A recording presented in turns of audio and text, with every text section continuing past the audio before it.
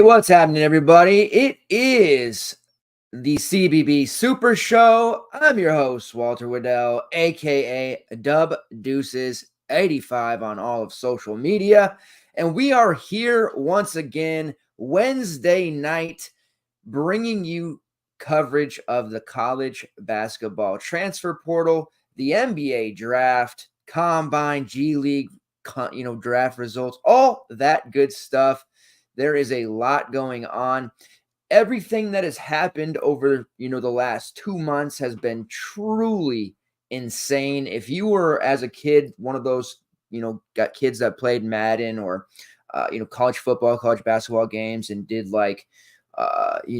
dynasty mode or season leagues and really focused on the transactions in a video game rather than playing. Like, sure, we played on field and on the court, but like building those lineups, trading, free agency draft, like I was really into that and still am. And honestly, salivating about the college football game that is coming out this summer, please believe. So the transfer portal for me is a really fun time. I really enjoy it. I have a lot of maybe unpopular opinions when it comes to the transfer portal against others who feel like it's ruining the game. But it has been a whirlwind the last couple of months. We finally are starting to have some dust settling here. The deadline for entering the portal has come and gone. So we're not seeing those names, flying in every day. And for the most part, rosters have taken shape and have formed. Next Wednesday, we'll be releasing my updated version of the way too early top 25 rankings. It is going to be a full post with, my thoughts, blurbs about each team and updated, and we'll compare it from where I was when I first did it about a month and a half ago and see how different teams, lineups, and rosters really are. With the dust settling, there's not a lot to report each and every day, but there are still some really big names available, and there's going to be some players here who decide to come back and exit the draft. That's going to potentially dramatically change the landscape when it comes to collegiate basketball. There are a lot of nomers about this date and that date. The NBA early draft deadline, like early entries to come back, is like not until June, but that mostly pertains to like overseas or non-collegiate prospects. The NCAA has their own deadline, which is May 29th. If you want to come back and maintain eligibility, you must withdraw your name from the NBA draft by May 29th, not the NBA's deadline date, which again is in June, like 10 days before the actual draft itself, which is right around the corner, believe it or not. So we're, over the next week, 6-7 days, we're going to see some names stay in. We're going to see some names come out. There are a few teams that are still in need of some prospects. You may remember last year, UConn, they had a roster spot left. Now, because of the deadline and does pertain to grad transfers, because before grad transfers could, they could enter the portal like into the summer. That is no longer a thing that can happen. UConn benefited greatly because Cam Spencer decided to enter the portal extremely late. They got him. He ends up being an absolute stud. They win their second national title. The rest is history. Speaking of which, wouldn't it have been nice if Cam Spencer would have transferred to UConn instead of Rutgers and played 2 years? No hate on Rutgers, but man, can you imagine Cam Spencer playing for UConn for 2, 3, 4 years? Would have been a legend.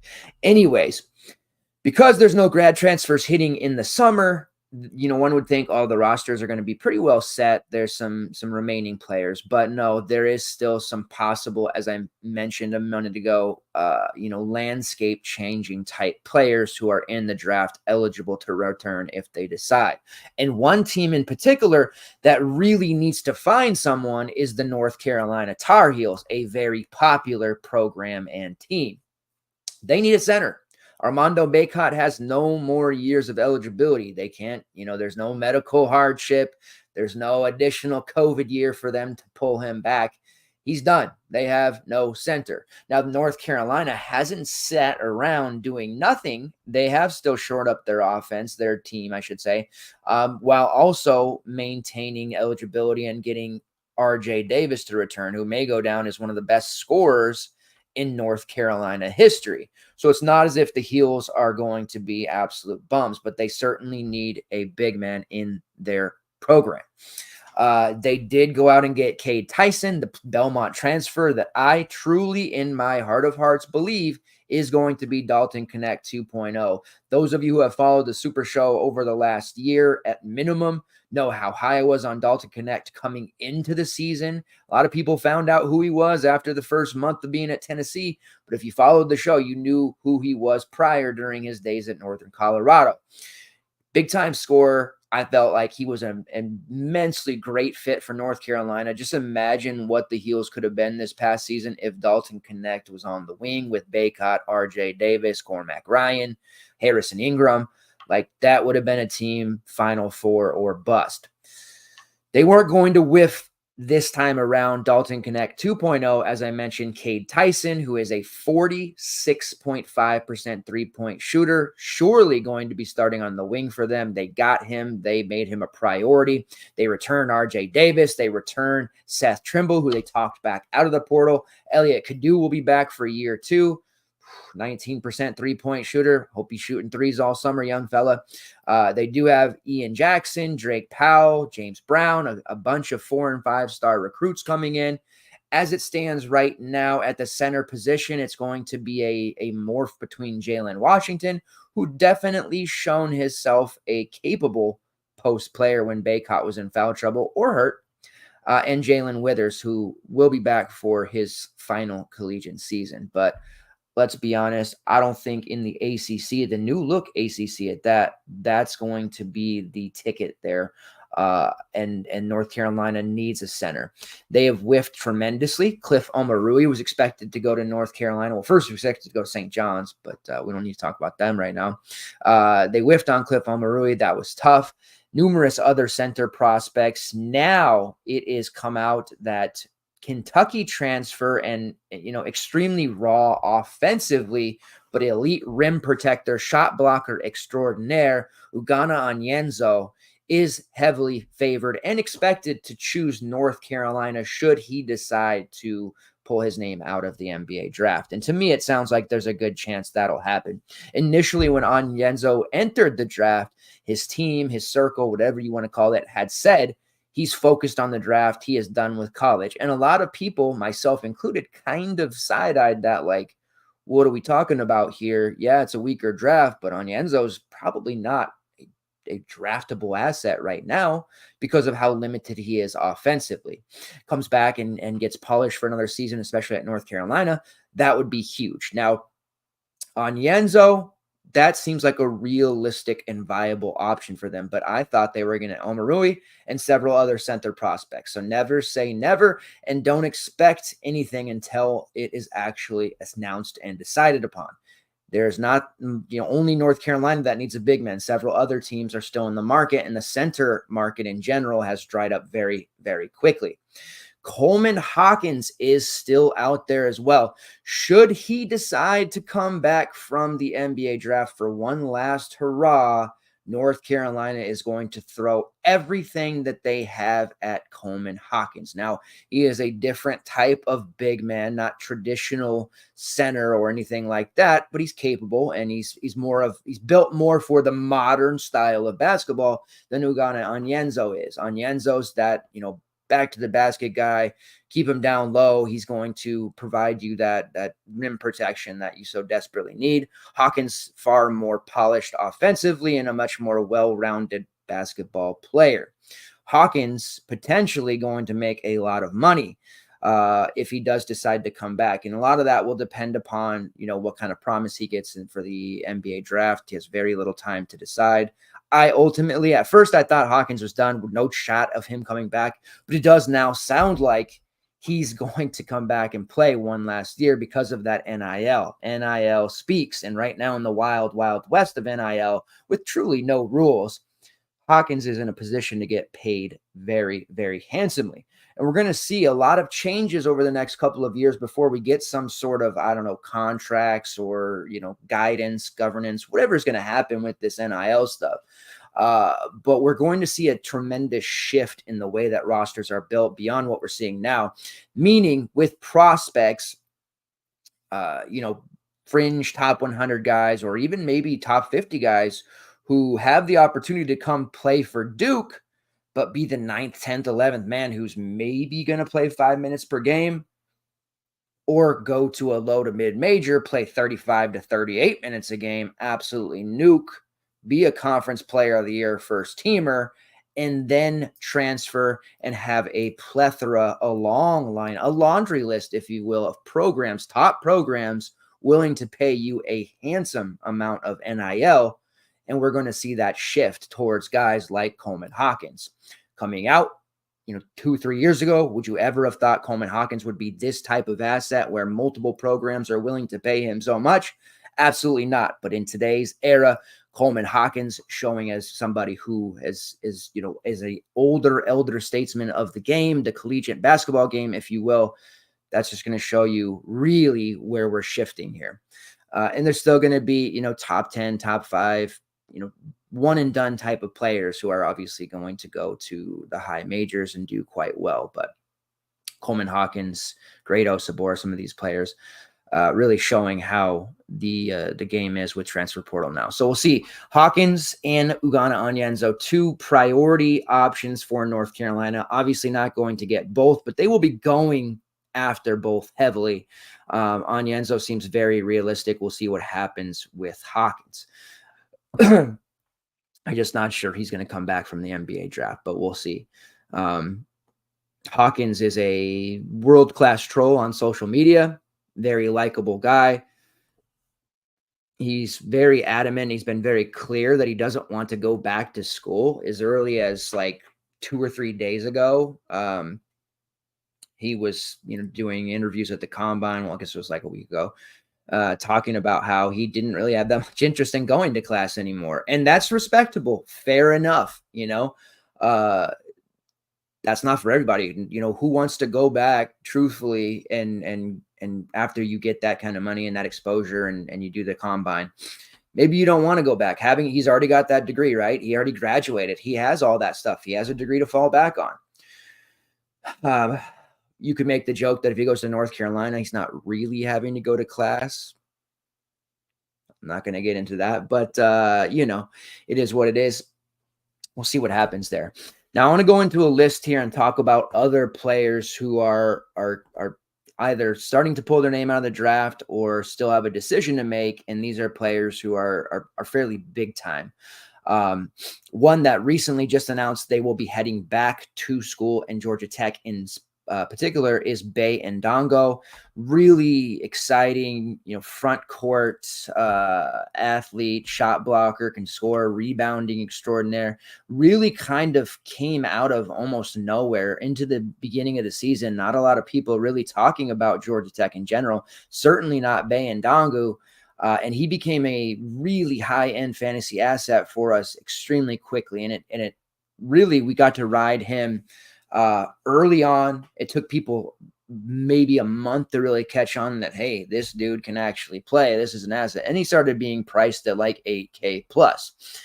So with Bae Ndongo deciding to come back, that's huge. When you look at Georgia Tech's roster here under Damon Stoudemire, it'll be year 2 of Ndongo, year 2 of Nathan George. He was also kind of a breakout point guard for the team. So those 2 really nice returners. They bring back Kawasi Reeves, who I still think is a bona fide scoring machine. He only averaged 10 points per game last year, shot about 38%. But trust me, Reeves, he hasn't unlocked that full potential, his final form just yet. I think Damon Stoudemire is going to be able to get that out of him this year. They do bring in some nice pieces. Javion McCollum from Oklahoma, 13-point per game scorer. I always liked McCollum last year. And Luke O'Brien, who transfers in from Colorado, kind of a grittier player, doesn't need to score to be effective. The roster shaping up quite nicely. And then they bring in the 7-footer, Ryan Mutombo, Georgetown transfer, yes, Dikembe's son. very raw still. He hasn't made much of an impact, but he'll be a backup to Ndongo there, somebody who is a paint stuffer, rim protector type of option. Now, the bench of Georgia Tech is a bunch of 3 and 4 stars. So I am really kind of looking at Georgia Tech as a sneakier team coming into the season. Not that I think they're going to make some tournament run, but when we're talking about DFS, prop betting, all that type of stuff, they're going to run probably a shorter rotation. We'll see what happens here. They have a couple of other players such as Jalen Forrest, who was a Presbyterian transfer who didn't play last year, but I think is still going to be on the roster. But for the most part, we're probably looking at a 6-7 man rotation that's going to be really, really fun for DFS purposes. So Ndongo is back. That's one name off the list. There are still and much bigger names here still available. Now, looking at the ESPN top 100, not for high school recruits, but their transfer rankings, as early as the 17th, which last week, Great Osibor still available. Of course, we talked about it last week. He did choose the Washington Huskies. Super psyched about that. But we have some pretty high-end prospects. Now, we talked about Coleman Hawkmans. He's number 11 on their top 100, still available. Cam Christie, who is number 8. A little bit high to me there. He is a second-round pick projection. I think he'll probably come back, depending on how that promise goes. And will likely end up at a program that is going to play him a lot. JT Toppin, number 12 in those rankings. I've heard rumors if he comes back, Texas Tech, TCU. Texas kid, obviously played for New Mexico, really breakout star. There's a ton of talk about him staying in the draft as well because he has that upside that scouts value so highly. We'll see what happens there, but if we can get Toppin back for one more year, he's going to have a monster season. Jameer Watkins, number 14 on those rankings. I think he'll be back. I've kind of been hearing mixed, things there on what he's actually going to do. I do think Watkins returns to the collegiate landscape. Jalen Wells, number 16, Washington State. I think he stays in. He could earn more NIL than he would probably get his first or second year in the NBA, but I think it sounds like he doesn't want to go back to school. And he's the type of player like 3 or 4 years from now, we'll see on a playoff team playing, 20 minutes off the bench, 25 minutes in the rotation and talking about, oh, wow, Jalen Wells is out here doing things now. Jackson Robinson, number 17. It sounds like he's not going to come back from what I've been hearing. Let's pop in here and just do a little bit of updates, make sure I didn't miss anything.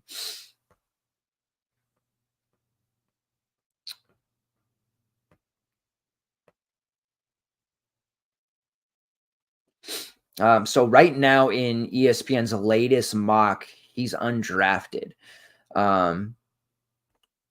But he's another guy who's kind of gone on record as saying he doesn't want to go to class either. So we'll see what happens there. It's either going to be he would go to Kentucky, BYU's not on the table, follow Mark Pope, or stay in the draft, play, try to get on a G League team, I suppose, or however that would work out. There's a lot of opportunities in the Euro League and overseas. Those of you who play EuroLeague DFS or pay attention at all, there are some really huge names that play over there now. So there's opportunities galore for sure, but we'll see what happens there. He's a big name that a lot of programs want if he should decide to come back, and the money will be there if he wants it. Wooga Poplar at number 18. See what happens there. He has a laundry list of suitors. DJ Wagner, number 28. Now, Wagner didn't have the freshman season that most of us expected, right? Top 5 recruit. Things didn't quite work out to plan. Him and Justin Edwards just kind of had okay seasons. They weren't great. They were, phenomenal in the high school, the AAU circuit. Sometimes that happens. And you look at their own team, Kentucky, Rob Dillingham and Reed Shepard, 2 projected lottery picks coming into the season. Those weren't the 2 names that most expected to be those lottery picks. Crazy how it happens. DJ Wagner, obvious candidate to go to Arkansas. Say what you will about Mark Pope in Kentucky. The Pope hire got poo-pooed on by a lot of Kentucky fans, but Kentucky has built their roster. They're nearly done. Calipari and Arkansas still have plenty of room, more moves to make. I think a lot of what they're doing under Calipari, they're stuck. They're waiting for Wagner decision. They're waiting for a couple of other players' decisions. Meanwhile, Pope is just knocking them out left and right, and Kentucky has themselves a pretty strong roster. Do I think they're going to finally make the second weekend for the first time in, a long time? I'm on the fence about it. I think Pope's modern style system is going to be beneficial, but I think he's going to run into the problems that we saw Calipari run into, in that there is only one basketball. How are you going to keep all of these players happy? That's going to be an issue. But with Wagner, I think he's not stayed in the draft. He is going to play college basketball again for his sophomore season. There's a lot of questions for me and a lot of people. Why hasn't he decided to go to Arkansas yet? What's he waiting on? What's the deal here? Ultimately, I think that's where he goes. He did take a visit to USC. See what happens there, but whatever reason he's still waiting, time will tell. But Arkansas the favorite. Arthur Kaluma, number 35, still there in the portal for a second year in a row. Now, he's done pretty well in the draft scrimmages. He looked very, very solid. Now, I don't think he stays in the draft. He has a strong core group of suitors. Arkansas has been in the mix for him, which would be kind of interesting next to Jonas Idu. That would allow Kaluma to play more on the wing with Big Z as well. A return to Kansas State on the table. Kansas State, they brought in Doug McDaniel. They're making some moves there. Kentucky was in the mix. Not probably so much now, but they are still working it out. And Texas Tech, who has been in on a ton of top programs. Texas Tech, man, with Grant McCaslin, they're making things happen. They're getting recruits. They're on final lists for top end portal transfer guys. They are making a ton of moves. Their team is going to be very, very solid for a long time under McCaslin. Dylan Mitchell, number 41. Now, we talked about him last week. He made a mistake last year by not entering the portal after he entered the draft, came back, didn't make that mistake now. He just got picked up by Cincinnati. The Bearcats, I love the fit for him. He slides into Victor Locken's spot, who headed to Clemson instead. And they have a strong group of returners at Cincinnati as well, their core lineup back. So this is going to be a nice looking team here. And I know a lot of people who are maybe not quite that high on Cincinnati overall. They're in a very tough conference in the Big 12. But Wes Miller is making things happen. The fact of the matter is, Day Thomas, our guy Dan Skillings, who's a DFS favorite, Seamus Lukosius, Jizzle James, CJ Frederick is officially back, and Josh Reed. Those are their returners. They went out and got the three-point shooter from Bradley, Connor Hickman, about a 41% three-point shooter, Arinton Page, who is a lesser-used player from USC, but he has a ton of talent, near 7-footer. I have a feeling they'll know how to use him. And Dylan Mitchell, who still is testing the NBA draft, but I do think he ends up here at Cincinnati, has committed to them if he does return from the draft. And this roster is shaken up to look like a contender to me, and not a contender to win the title. But I do think Cincinnati makes noise in the Big 12. Maybe it's crazy to say that, but Day Thomas, another step forward. Daniel Skillings, another step forward. Jizzle James, sophomore slump or sophomore breakout. Usually we see one of those two. Very rarely do we see kind of a player like that just kind of have a very generic type of season. I truly believe in my heart of hearts he's either going to break out and be a first-team all-conference type of performer, or he's just going to fall completely off the map. But they have a legitimate big man in Dylan Mitchell, rim protector, upgrade over Victor Locken. And I don't say that without hurting my soul, because I'm a big Victor Locken guy. But I think Dylan Mitchell represents a huge upgrade there for them. And then you have Chaz Lanier, number 42, had the big season at North Florida, seemingly out of nowhere. Kentucky in on him, Tennessee in on him. There is a ton to do there for Chaz Lanier. And then we also have Van Allen Lubin at number 68, Miles Kelly at number 74, Trevon Brazil at number 78, and Braden Smith, number 100. Not Purdue Braden Smith, mind you, but Colgate. Would have loved to have seen him transfer to Purdue, had the double Braden Smith, but that's not going to happen. Brazil still in the NBA draft. He is projected to be drafted, so we'll see what happens there. Kelly and Van Allen Lubin likely back. Now, there is a couple of other names that recently just came off the board and are headed somewhere now. Trezarian White has transferred to TCU. He was a big part of the UNC Wilmington team or program the last couple of years. They had that huge upset win over Kentucky. Traz White, 20 points per game last year, 7 rebounds, going to TCU. I like that a lot for him. I was a little bit worried that he would have went to an even bigger program and been kind of an afterthought, second unit type of guy. Going to TCU, he's going to have the opportunity to play just as many minutes as he did at Wilmington, 30 plus, no doubt in my mind about that. I really like that get for TCU, and I think TCU is going to be another one of those teams that's just a really hard out, once again, that people overlook coming into the season. And just to remind you, the Seahawks of Wilmington, that 80-73 win over Kentucky back in early December of last year at the Rupp Arena. Traz White, 30 minutes, 27 points, 10 rebounds, a sneak peek there of what to expect at TCU. He will not shrivel and die against upper tier competition. Love it for Traz White. Riley Kugel, he starts his career at Florida.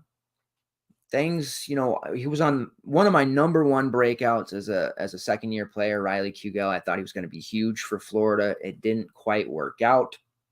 Decides to transfer to Kansas. We talked about this last week. It doesn't work out. They load a ton of players at his position. It comes out that his credits weren't transferring over properly. Say what you will, whatever. I think it's kind of convenient that suddenly he had problems with his credits when Kansas went out and loaded up all these wings and guards. If they really wanted to, both parties really wanted to make it work, they would have made it work. I truly believe that. Anyways, he decides to pivot a little bit. Originally out of high school, Kugel had a verbal commitment to Mississippi State. Things changed. He ends up going to Florida. Where is he now headed? Mississippi State, righting all wrongs, rewriting history, if you will. Riley Kugel is headed to Mississippi State, where he originally was committed to them out of high school. So that's come full circle for Kugel. And I think that's a great, absolutely great landing spot for him. Will I be on him as heavy as I was last year, starting off the season as a breakout candidate? Probably not, because the SEC is going to be just an absolute, a murderous conference, even more so with all the various, conference realignment, all the transfers, all the teams that have shored up. He's going to get that opportunity to play Florida, which is nice for him, right? But this is going to be a really, really tough situation night in and night out. Obviously, he had the Florida SEC schedule the last couple of seasons, but he's going to be more of a focal point now, and they're going to be playing some very difficult teams. But Mississippi State under Chris Jans, they're shaking out to be a really intriguing team. Josh Hubbard, of course, will be back for year 2. That's our high-usage, high-scoring dynamo. Marcus Howard light, if you will. Tolu Smith is gone, but another year, 5th year of Cam Matthews, who's going to be using his COVID season. Yes, we love it. And Sean Jones and Kashawn Murphy. Those are the main returners. But they went out, they get Kanye Clary from Penn State, another kind of high usage scorer next to Hubbard. How's that going to work out? They're both below 6 foot. We'll see. Riley Kugel, more of a wing. He's going to be a real big-time focal point, as I mentioned, for them. They also bring in Claudell Harris, the Boston College transfer that we loved last year. Made us some good money there late in the season as he took over as the alpha for BC. 37% three-point shooter, average 14 points per game. We'll see how that works out. The Georgia transfer, RJ Melendez, started his career at Illinois, three-point shooter, rebounder, solid overall wing as well. Miami transfer Michael Nwoko, who played really strong minutes whenever. Miami last year, injuries galore.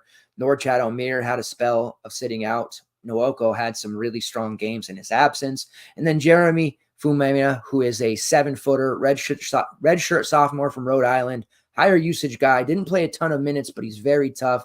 I love the combination of size that they have here. Kashawn Murphy, Cam Matthews, Jeremy Fumena, and Michael Nwoko to man the front court. And then they have several scorers, little Mighty Mouse type scorers on the perimeter in Kanye Clary and Josh Hubbard and Riley Kugel, Claudell Harris, RJ Melendez on the wing.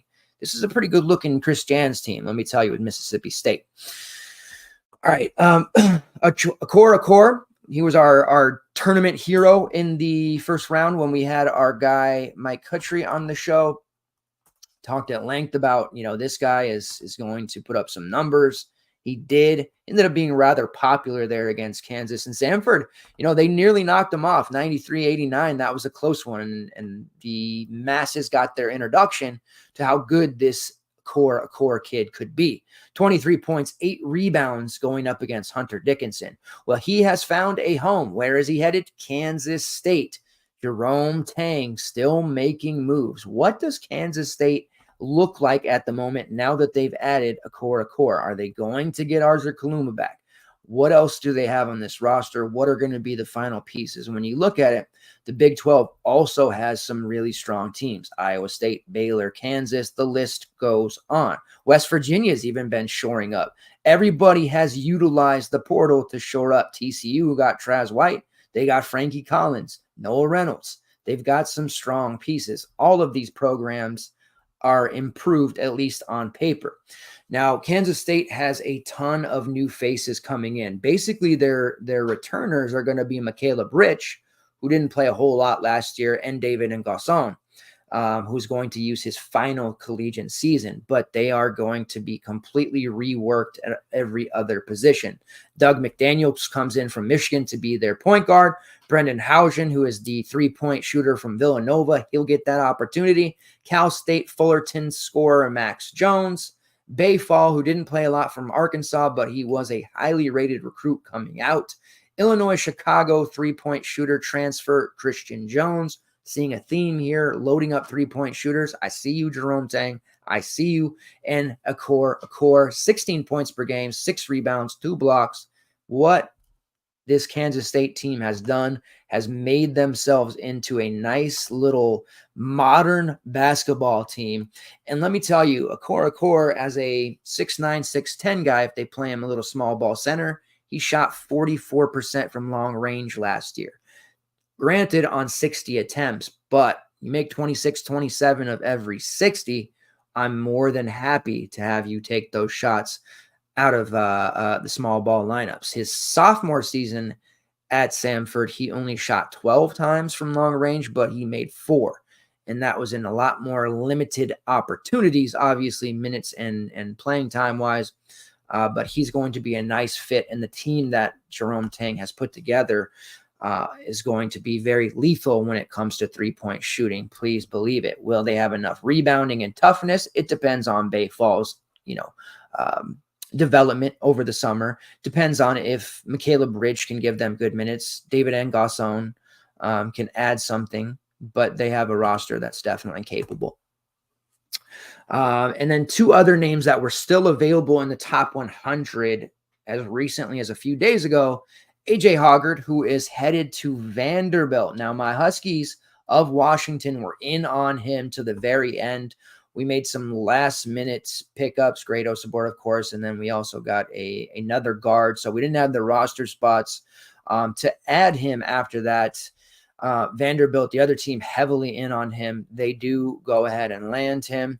Now, Vanderbilt's going to look a lot different. Mark Byington, the James Madison coach who took the Vanderbilt jobs. Now, James Madison under Byington, they've been solid. 32-4 last season, right? They had the beginning of the season win over Michigan State that in overtime that shocked everyone. They had a huge double overtime win right after that against Kent State. They beat Fresno State by 30 on a neutral, Buffalo by nearly 20. They just ran through some teams. They walloped a good Howard team, not a good, but a Old Dominion team that plays good teams, and ended up with a 4-loss season. Great win in the first round over Wisconsin. Didn't have it against Duke, completely outmatched there, but Mark Byington parlays that into a job with Vanderbilt. And you go back and look at his prior seasons at James Madison, 22-11 2 years ago, 15-14 in 2022, and 13-7 in 2021. Some market improvement there throughout his 4 seasons with James Madison, and he was routinely winning 20-plus games during his time at Georgia Southern. Do I think he will come in for Vanderbilt and win 25-plus games right away? Certainly not. This is a tough job. You're in a murderer's row type of conference. Jerry Stackhouse couldn't get it together. But one thing I think Byington will do is he will put together a roster that makes sense, and he has a distinct system in place for his guys to succeed. Stackhouse loved him as a player. He can recruit, but there's a problem with some of these guys who, were our childhood heroes or came up in the 90s as players. They're maybe a little bit stuck in some of that older style of basketball and not as willing to change. And we saw with Vanderbilt and the pieces that they grabbed, they didn't have routine, scoring. They didn't shoot particularly well when it mattered. And the way that the roster came together, especially under Stackhouse, the way that he tried to pull the Leonard Hamilton rotations, just an absolute nightmare. So I think Byington will have success at Vanderbilt, but it's going to take time. A completely retooled roster, as you can imagine. I believe the only returner from that roster last year will be J.Q. Roberts. But the list is long. A.J. Hoggard comes in, assumedly to play, combo guard. He'll bring the ball up at times. He'll play off the ball. I think he'll be good there under Byington. That is with a roster that already includes Jason Edwards, high-scoring kid from North Texas, almost a 20-point per game scorer. M.J. Collins from Virginia Tech, who, you talk to media guys or experts at college basketball, and everybody always speaks glowingly of M.J. Collins. Anyone off the streets or casual will look at his box score or stat lines and be like, what's this guy? Who cares about him? But he impacts the game a lot more than the box score show. And I do think you see a lot more production on paper from MJ Collins this year in this system. Devin McLaughlin, who, kind of became a semi-alpha for Boston College as well. Boston College lost a lot of guys. NIL is a problem there. Goes to Vanderbilt where it won't be as big a problem. Kajani Wright, another little used USC player. We talked about they had a few. He's going to have a role there. Grant Huffman from Davidson, 12.5 rebound kid. Tyler Nickel, another Virginia Tech transfer who blew it up. There were times in the non-con where he broke the slate, you may remember, for DFS purposes. Interesting to see how that works out. Chris Mannion from Cornell, 34% three-point shooter. I brought Jalen Carey with him from JMU, and then Alex Hemingway from Clemson to be a backup, wing for them. So Vanderbilt's roster is interesting, has pieces. I think they'll be better, but that's probably not a roster capable of winning a lot of games in a revamped, retooled, and very scary SEC. But nonetheless, I like what Byington's done. And then Braden Smith, who comes in a top 100 there, mentioned the Colgate Braden Smith. He has visited Gonzaga. It sounds like Gonzaga is the front runner to land him. Now, when you look at Gonzaga's roster, let's pull it up here.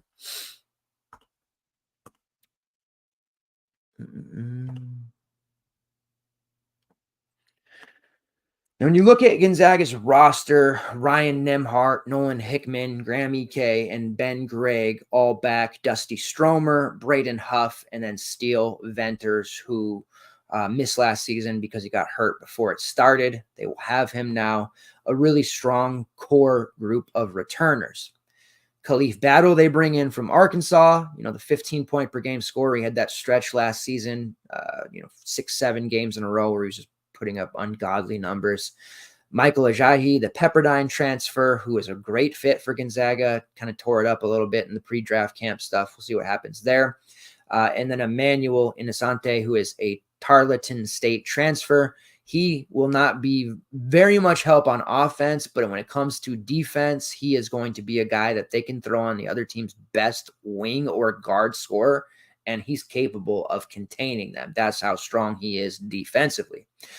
So this team revamped. I like the roster. I question the Khalif Battle fit.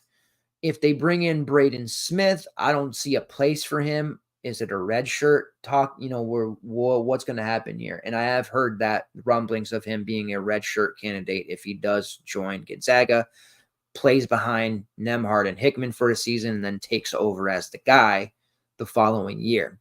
What I mean by questioning the Khalif Battle fit before Gonzaga fans get mad, because it was kind of getting into that with them, a month ago before that Battle decision came about. He's just a guy that has to have the ball, high usage. Now, Nemhart will be able to set the table for him, clearly. Average 7 assists per game, high assist rate, we know that. Nolan Hickman became more of a, heavy-duty scorer for them out of necessity. Having Steele Venters around will certainly take some of that pressure off, but Battle is just a guy that, at his best, they're leaning on him heavily. And you saw Arkansas, when the wheels ultimately fell off, they just gave it to Battle and allowed him to take 20-plus shots. And that won't be needed for Gonzaga. It might at times, especially if Ajayi is there to stay and not NBA draft bound. You still have Graham Ike. He averaged almost 17 points per game. So you're having a little bit of a problem here with Gonzaga that they haven't had lately, and that's there's only one basketball. Are you going to be able to keep all these guys happy? And that is including Ben Gregg and Braden Huff, who are both going to take another step forward. Braden Huff as a redshirt sophomore, Ben Gregg as a redshirt senior. Both had to play important roles last year and step up with the Venters injury. They didn't have the depth really necessary to make that deep run. One nice thing about it is Gonzaga will have the depth this year, but I'm a little curious to see how that ultimate pecking order shakes out there, because Khalif Battle to me is not a great fit for that roster stylistically, but he is going to be a guy who can put up numbers if Mark Few lets him. So that is the names that are still kind of milling around. Again, important dates. May 27th for the NCAA imposed early entrance. So we'll get some news there in terms of who's going to come back, who's gone, all of that stuff. It's been fun. It's been really fun. You guys have really supported the off-season shows that we've been doing, which I really appreciate. We have a little bit more to go. We're going to finish out the month of May, and probably the first or second week of June, just kind of putting a bow on the off season for college basketball, meaning those final decisions of who decides to come back to college, who's going to stay in the draft. And we'll be doing some draft coverage as well. FTN in general is going to be doing NBA draft coverage, of course, but we'll do a super show edition of the NBA draft as well, talking about the various, talks and rumblings, fits, picks, all that stuff, who didn't get drafted, who got drafted, how is that going to look, kind of put our take on the NBA draft. And then after the draft ends, we'll turn the page. We'll put college basketball to the side, not away fully, because it never gets put away when it comes to college basketball for the Super Show. It's our bread and butter, let's be honest. But we will be turning the page a bit and diving headfirst into college football. Now, I don't want you to think that I haven't been watching college football, scrimmages, spring football, paying attention to the college football transfer portal, any of that stuff. I'm, of course, pulling double duty always. I'm used to it when we have, late October to early January, we're doing college basketball and college football. So, of course, I'm used to doing that double duty. I love it. It's my thing. I absolutely love doing this. I've certainly been paying attention to college football stuff. So we have a rather robust amount of college football content headed your way after the NBA draft. You can expect a lot of short form content, those, 45-second, 2-minute clips that we've been doing lately. That is a big thing right now. So you can expect a lot of that and into the season. We'll also be doing team and conference previews each and every week, going in depth, what teams have, done in the transfer portal, what their rosters look like, what happened during spring scrimmages, spring games, spring football, what the projected depth charts look like, who's going to be fantasy relevant, who's overrated, who's underrated, what is the, pecking order going to be for some of these teams, who do we like, who are the sneaks, and our own version of the top 25 college football rankings as well. So plenty of content coming your way when it comes to college football. Other stuff that's going on, we are neck deep into WNBA. The women's game is the most popular it's ever been. This is a good thing, women's sports and in general. Caitlin Clark, of course, has dragged a lot of attention to the game. Now, we aren't doing WNBA DFS content right now at FTN, but that doesn't mean we don't have coverage in our Discord. And when you sign up for an FTN package, it's an all-in-one, all-inclusive.